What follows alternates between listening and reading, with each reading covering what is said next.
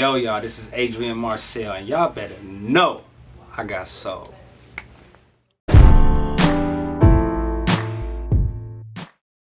want to start out talking about Week After Next mixtape you released a couple months back. Now, the first thing I noticed about it was the growth you had, over 7 days a week. Can you talk about the growth you experienced between both those projects? Wow, it was a lot of growth that happened between them. And 7 days a week I put out in 2012, and 2013. And it was very early, and it was the first project I kind of released since putting out my first single. And I think that's where a lot of my fan base grew from. From that project. And coming into Week After Next, I was just in a different place, and I didn't want it to be the same as 7 days a week. I didn't want it to be compared in a lot of ways. And I think in the beginning people didn't kind of understand that. It was like, oh, but it's not like 7 days a week. It's like it wasn't supposed to be. Week After Next was more of where I am right now in my life. And what I'm going through, and just kind of setting you up for the next. Everything I do is all about setting up for the next. And I think that my confidence and belief in myself, as well as the music, and trusting my judgment on my songs and my music, that really grew the most. Right. And everything. I think I really noticed how much of a cohesive project it was. From the production, it all flowed, the vocals, it had grown since the last one, the writing, everything. Right. Like when you approach this one creatively, as an artist, how do you feel like it was different than the last time around? The last time around, man, honestly, we had already had a lot of the songs done and worked on, and it was all about picking the right ones and all about putting it in an order that could be a vibe and that could be rolled to. A lot of people said that they didn't have to change a song, and I think that had a lot to do with not only the songs but the order. You know, and with Week After Next, it was a very different process because we had to redo the whole mixtape because, again, I didn't want it to be like 7 days a week, and I wanted it to be something of where I am now. So we went back in top of the year. I think Week After Next came out in May. We started writing it in January, and we just redid the whole thing. It just went from, let's talk about exactly what I'm going through right now. And that's what people needed to know. Right. And to me, that's the only way I could have separated the two. Because we had a whole bunch of songs I could have easily put back on there, and it could have been the same thing, but it wouldn't have showed growth. And I think that people needed to see a different side and understand that this is one side of me, this is another side, and there's many sides, and as we keep going and keep growing, you'll see them, and you'll find more. Awesome. People know you as the protege of Raphael Saadiq, but how involved is he in the creation of your music? Extremely. Yeah. He's right there with you? He doesn't have to be right there with me all the time, but Ray is the type of, he's a voice that comes in right on time.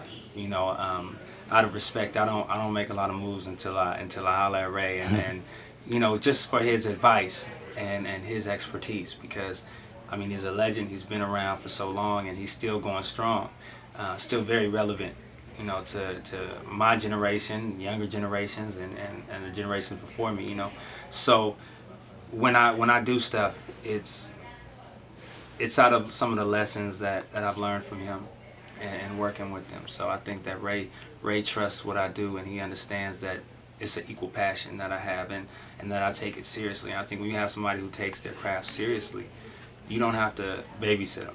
You don't have to be there all the time. You know that they know what to do. Right.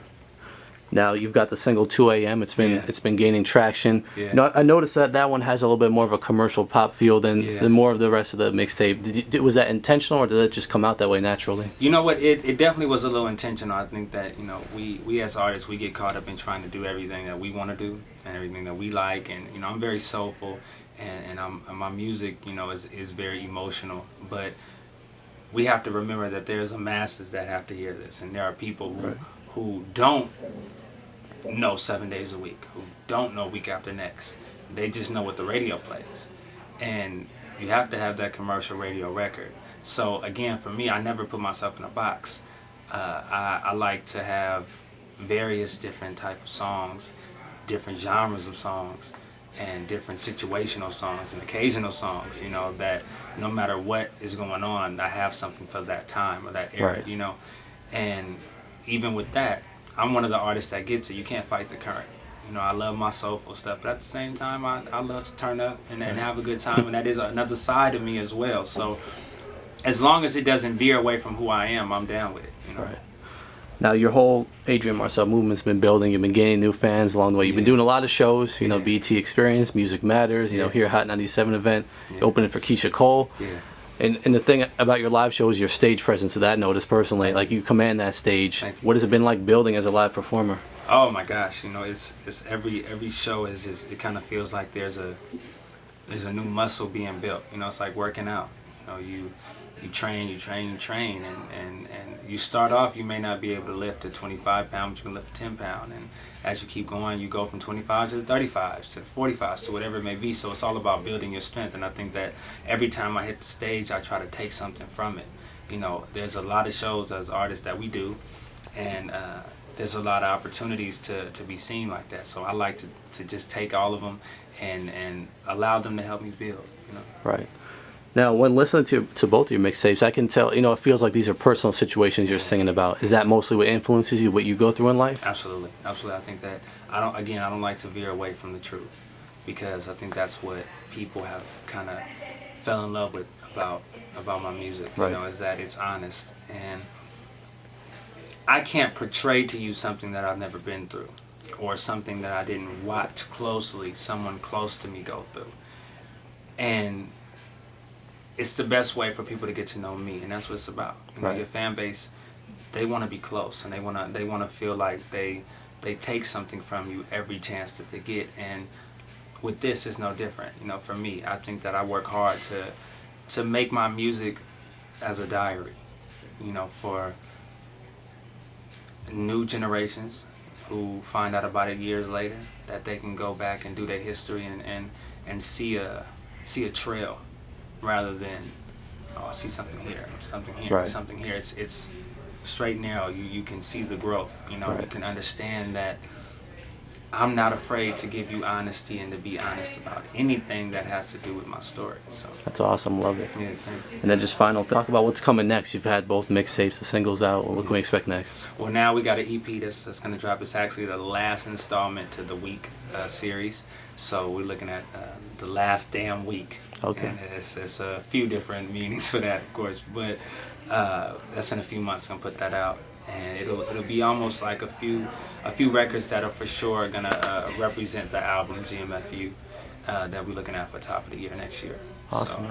So a lot of work, a lot of more shows, a lot of more music on the way. You know, you just gotta keep up. Awesome. Anything else you'd like to add? No, I just want to thank you for having me, man, and thank everybody who's watching and pays attention and supports. You know, it's been a lot of grind, it's been a lot of hard work, but it's all worth it, because I see you guys constantly growing with me. I see you guys constantly supporting all the Facebook, Twitter, IG comments, everything. I appreciate you guys. Shout out to y'all. So I love y'all. AM. Cool. Can we get a drop from you?